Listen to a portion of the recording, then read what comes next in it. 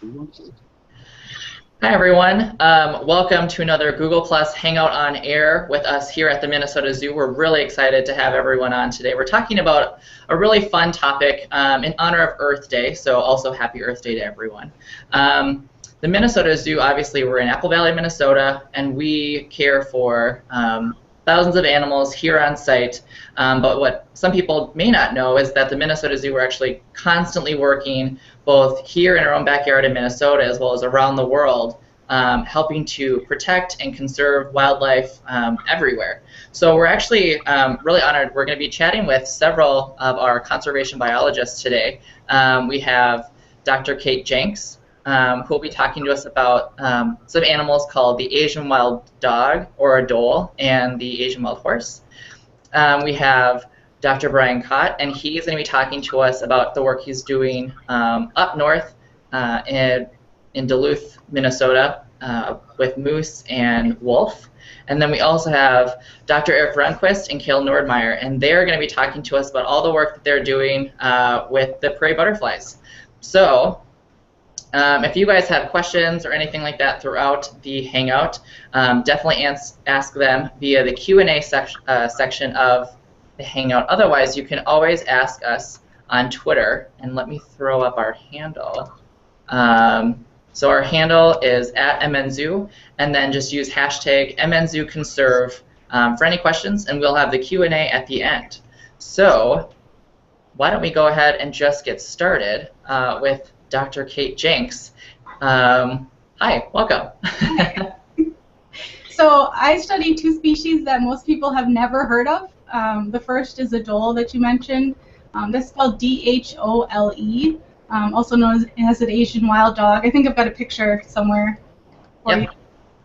And they're found in Southeast Asia, so countries like India, Nepal, Thailand, Indonesia.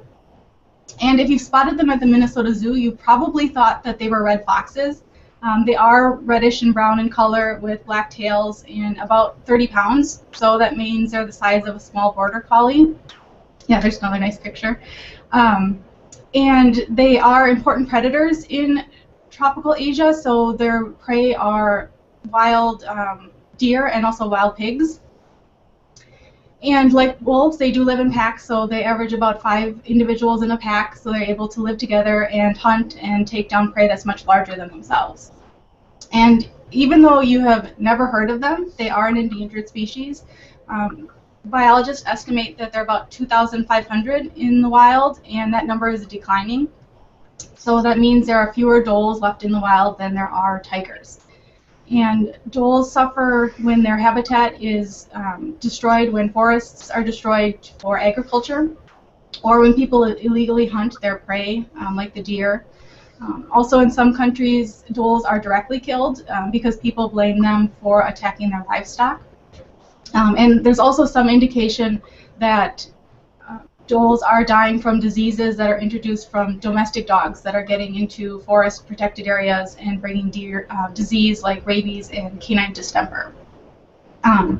So the Minnesota Zoo is working with the Smithsonian Conservation Biology Institute to help save dholes in Thailand.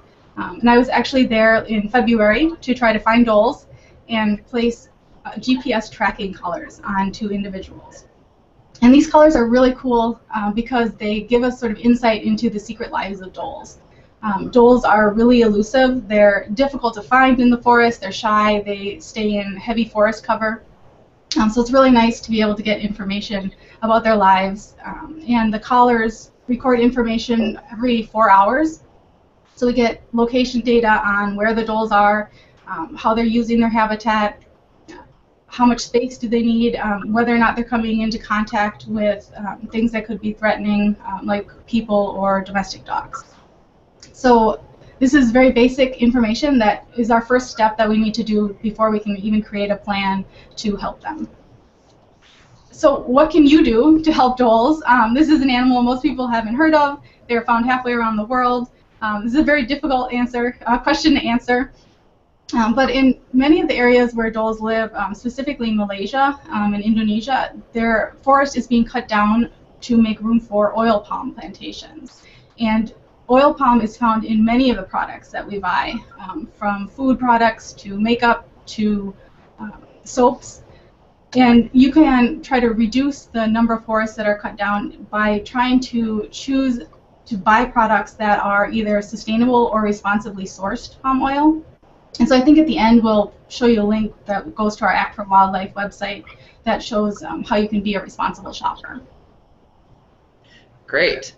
Thanks for sharing all that awesome information, Dr. Kate, about the Asian wild dog. And like she mentioned, we'll definitely be posting the link to all of the resources that all of our conservation biologists will be mentioning today, so that you all have access to all of the resources in order to be smart consumers that really are making a difference and an impact on our wildlife. So, but Kate's not quite finished talking yet. She's going to be talking a little bit more about a different animal that she also works with called the Asian wild horse, correct? So the Asian wild horse are also called Przewalski horses. Some people pronounce that as Przewalski. In their native Mongolia, they're called Taki. This is a species of horse that's roamed the grassland steppes of Mongolia and China for thousands of years. They're really amazing because they've adapted to survive and live in very harsh conditions. Winters that have very heavy snowfall, very cold temperatures. But they haven't been a match for humans. So in the 1960s, humans were a factor, as well as livestock competition, that led to the Asian wild horse being completely extinct in the wild. So there were no more horses left in the wild. And we were lucky that some of the horses persisted in zoos, and in the following decades, zoos were able to breed those horses and then release their offspring back into the wild. The Minnesota Zoo actually participated in these efforts. In the 1960s, we sent a stallion named Amara over to the Netherlands, so he was participating in the breeding program, and he actually has descendants today that are living in Khusta National Park in Mongolia. So it's actually this park, Khusta National Park in Mongolia, where we're working with the Smithsonian Conservation Biology Institute to increase the numbers of Asian wild horse in the wild. So there are about 500 in the wild. There are 3 populations in Mongolia and then 1 in China. And 300 of those horses are found in Khusta National Park. The problem with that park is that there are 2 different populations of horses that are living in opposite sides of the park, and they're not coming together. They're not using the entire area of the park. They're not overlapping. They're not interbreeding. So they're not increasing their numbers as high as they could be. So we'll be looking at how they're using their habitat, what resources they're using, what resources they maybe are lacking, and what we can do to change the environment so they're using the entire area of the park. Again, what can you do to help Asian wild horses? They're over there in Mongolia. Actually, in this case, ecotourism is a good solution. Ecotourism in places at the reintroduction sites of these horses is really important to show the local people, the government, that they have also economic value, another reason to keep the horses around. And actually, where I work in Khusta National Park, they do have tourism facilities. So if you've ever dreamed of sleeping in a ger, then I invite you to come and visit us. She has shown photos of those places that she stays, and they actually don't look terrible. I mean, they look kind of cozy. Well, thanks for sharing all of that information about the Asian wild horses as well, Dr. Kate. What's really cool about a lot of the species that we're talking about today are they're animals that you can actually come and see here and learn firsthand here at the Minnesota Zoo. So you can really sort of make that connection. So staying on the topic of animals that you may see here at the Minnesota Zoo, we're going to turn it on over to Dr. Brian Cott as he talks to us a little bit about his work up north with the wolf and moose populations. Great. Hi. Hello, everyone. Thank you for joining this and having interest in the projects, the conservation-based projects at the zoo. I'm Brian Cott, also a conservation biologist, and the project that I belong to involves interactions between wolves and moose in northern Minnesota, but from a habitat perspective. And this project is part of a much broader collaborative study that's addressing mechanisms behind the recent decline in Minnesota's moose population that I'm sure many in the audience are aware of, and especially over the last 5 or 10 years. Now, we work with collaborate with others in the state, including University of Minnesota in Duluth, the Minnesota DNR, the 1854 Treaty Authority, the Fond du Lac Band, and other tribes. And of course, we also collaborate with other agencies throughout the state. Some of these groups are focusing on management issues, including a harvest of moose, which we don't currently have. Some are focused on more climate-based questions in their science, and some are just focused on mortalities of calf moose, and another project is focusing just on adult mortalities of adult moose. And so the conservation department of the zoo is contributing to a couple different aspects of this broader project, and one is involving learning more information about the diseases and parasites, including winter ticks, that are affecting moose throughout the state and possibly being causal mechanisms behind this recent decline in the population. The group that I'm working with is focused on gaining new information that's providing evidence for the impact of predation on the moose decline. We're talking primarily about wolf predation. And you can see that Josh is scrolling through a few different pictures, some that show myself with Dr. Tara Harris from our group, leader of our group. We're standing by a vehicle that was donated by Maury's Mazda. And there's also some pictures of moose habitat, some moose tracks and wolf tracks, and a few others. But the methods for our project involve gaining GPS information from GPS collars that were on moose and wolves. We take these GPS positions and we test the similarities and differences in landscape characteristics that appear to be important to each species. And then we use this information to determine a territory or what we call a home range of each moose and wolf to see how much they overlap.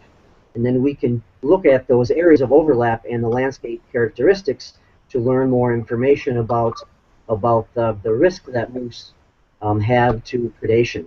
So these overlapping areas help us develop models of predation risk to moose across the landscape. So we're also able to test these models in areas that have differing areas of management schemes. So for example, some of our work comes from Voyageurs National Park, where there currently are not any hunting or logging, for example, of policies, but some of our other study areas have both logging and hunting, and then we have some areas that are kind of intermediaries in between. So we're able to do that. Our intentions overall are to develop these habitat-based models that can be applied throughout northern Minnesota and hopefully beyond to help identify areas where moose are and are not at risk of predation by wolves. That's kind of the basics of what we're doing, the questions that we're addressing. Our results are in progress. They are preliminary. We need more information from our collars so we can address. We need to let them stay on the wolves and the moose longer so we can start addressing questions related to seasonality, and especially during the calving period for the moose. Our initial evidence is, however, is showing that is confirming rather that Minnesota wolves are, they move widely across the landscape, and that they're somewhat generalists in terms of us selecting habitats in which to live. This is most likely an adaptation that allows them just to move and live where moose and other prey also live. We are seeing some evidence that the wolves do make exploratory or apparently exploratory runs away from the home range. Sometimes they come back. Sometimes they go into areas of known moose habitat. Sometimes they don't. So it's quite a variation. We are seeing that the wolves are using roads and trails and some railroads and other linear features of the landscape as travel corridors. Again, some that moose use and some that they don't. But interestingly enough, we find that the wolves don't really prefer to move along power lines for some reason. And basically, this is it's a complex predator-prey system that includes alternate prey, including deer and beaver. For example, up in Voyageurs National Park, the dietary composition up there is, because there's lots of water, it's about 15% beaver, which is much more than the rest of the state. So we're hoping that our models are going to help contribute toward learning more information about the moose decline in general. So what can you do to help? A couple of things. First, educate yourself. The Conservation Department at the zoo has a website that will allow you to stay on top of the latest results from our research involving moose and wolves. You can look at the websites of the University of Minnesota in Duluth, the moose section. You can look at the DNR's websites. They have multiple that are good for the latest news and about research and the moose survey reports that come out annually. You can also look at other online resources from the tribes, like 1854 Treaty Authority and Fond du Lac Band. And also watch for the occasional television, radio ad, or radio spot involving moose and wolves, because it's a popular issue and it comes up quite a bit. So you can also see them through those media outlets. To become involved in the field, we need your help. There's a website through the University of Minnesota Duluth that allows you to report when you see a live moose, and a different website that allows you to report when you see a sick or dead moose. And so this information is archived and used for various projects throughout the state to help involve some citizen science, which we believe is very important. I can't stress enough to talk more about what you learn with your friends and your family and your neighbors and your coworkers, because this is losing the moose in the state of Minnesota is something that we're all concerned about. It's an iconic animal to the state, and we really want to put our efforts forth to help keep them around for a long time. You can also contact the governor or a representative in Congress or a senator if you'd like to contact them about your concerns over these issues. And lastly, I just want to remind you that your tax dollars are helping to support various types of wildlife research, including moose and other aspects of our research at the zoo, including the Clean Water, Land, and Legacy Amendment and the Legislative Citizen Commission on Minnesota Resources that have been supporting our work for some time. Great. Thanks, Brian. That's all obviously super interesting information, and I think it's so cool. Brian's actually joining us live from up north. Everyone else, as you can see, we're kind of in office spaces. What I love about this is that this is definitely not their typical environment.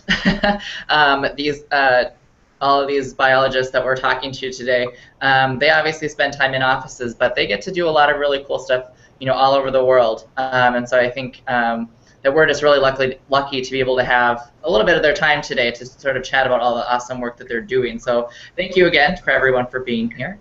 And then why don't we go ahead and we'll just hop right back into the swing of things with Dr. Erik Runquist and Cale Nordmeyer. These are our two conservation biologists that work around the state as well as here at the zoo on prairie butterfly conservation. So how's it going, guys? Hi, great. Thanks for having us. Yeah. Happy Earth Day. Happy Earth Day. Yeah. So what are we doing here? So one of the sayings for the Minnesota Zoo is that we are for the big and we are for the small. And so Brian just talked about all the great work we're doing with the great big animals up north, the moose. We also are involved in big animal conservation with bison conservation down the Minnesota prairies, but we're also for the small. And so let's show that first picture. This is the Dakota skipper.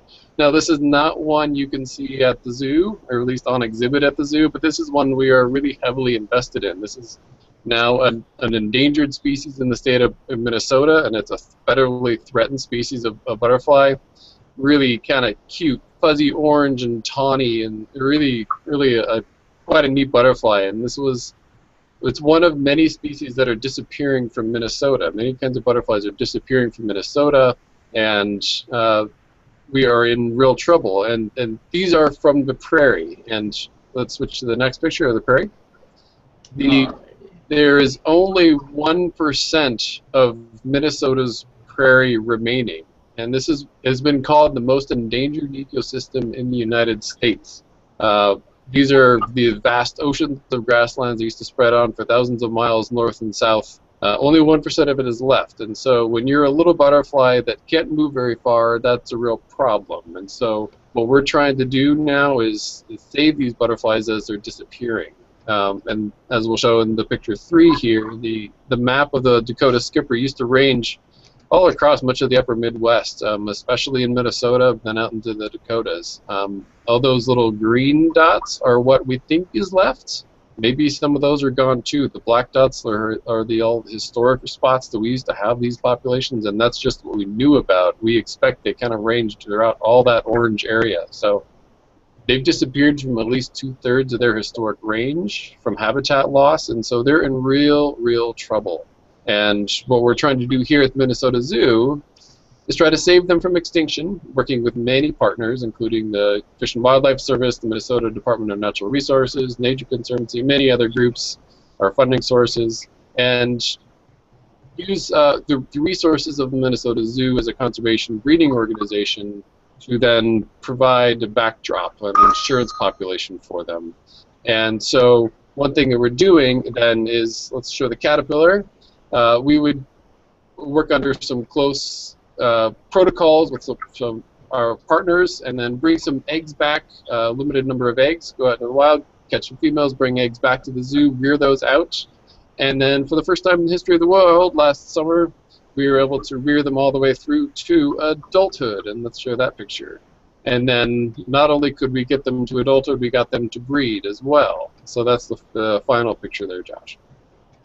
And so we are on the way to creating these insurance populations that we can then use for reintroduction programs in the future, if that's the way that we're going to be going. So we're broadly interested in all the prairie butterflies. These are the ones we're most actively working with right now. At least 2/3 of the state's endangered prairie butterfly or endangered butterflies are from the prairies in Minnesota. So we're doing what we can. Cale, what can we do? Everybody else do. So everybody at home, even if you don't live in an area where you might have Dakota skippers in your backyard, Dakota skippers are not the only butterflies that are imperiled here in the state.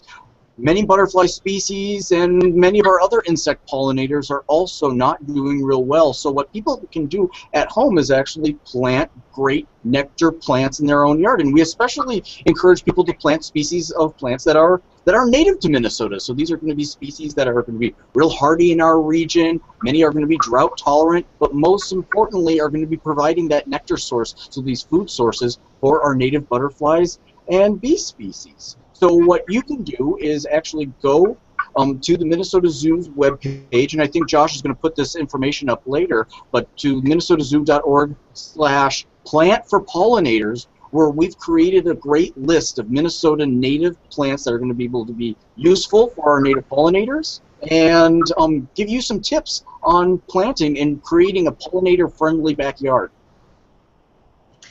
Yeah, absolutely. Like you said, Cale, I'll definitely be posting all of the links to all of these great resources that you guys are providing for the general public to see. And I think Plant for Pollinators is one of those things where it's just a really simple task that people can do, especially this time of year. You know, we're getting into the spring season. Everyone wants to figure out, you know, what they want to put in their garden. So I think that's a great point for people to do.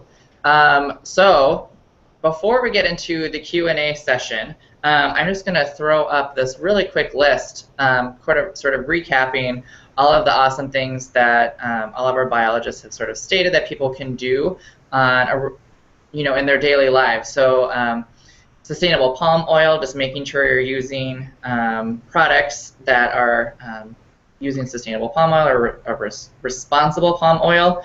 And we have resources and a phone app that you can do and scan products to make sure that they're approved. Ecotourism is another great way to help support wildlife and one, learn about everything as well as help protect habitat and stuff in the wild. Obviously educate yourself. I think that's one of the biggest things that you can do for any sort of conservation project is just making yourself aware of the problems and then figuring out new ways that you can participate to better that issue.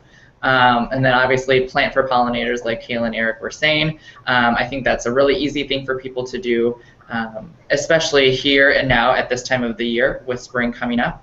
And then we have a last topic called Act for Wildlife, and that's actually just a big program or a list of things for people to do that the Minnesota Zoo has created a resource on our webpage for. So there's a whole list of things, including the ones we've listed already, that you can go and just review. And these are all things that people can do in their day-to-day lives just small changes or small additions that they can do to help protect the world that we all live in.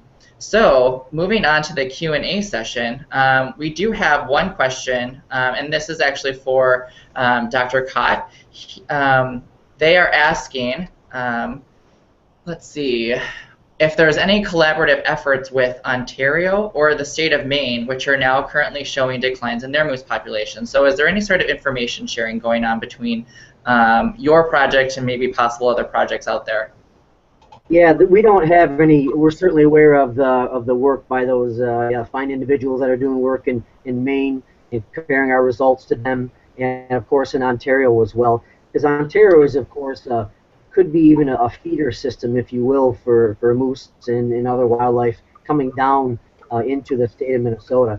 Our project doesn't have any direct collaborations with them, but we certainly are partners with them in other ways and talk to them at conferences and propose different types of ideas and share ideas quite frequently. Perfect. That's a great response. And you know, honestly, we don't have a lot of additional time for other questions. My one question that I always like to ask, though, and we'll just run down the list from Kate to Brian to Erik to Cale, is what is your favorite animal? Obviously, you guys are working with amazing species around the world, but sometimes people's animals it's just an interesting fact to know. I think it's fun.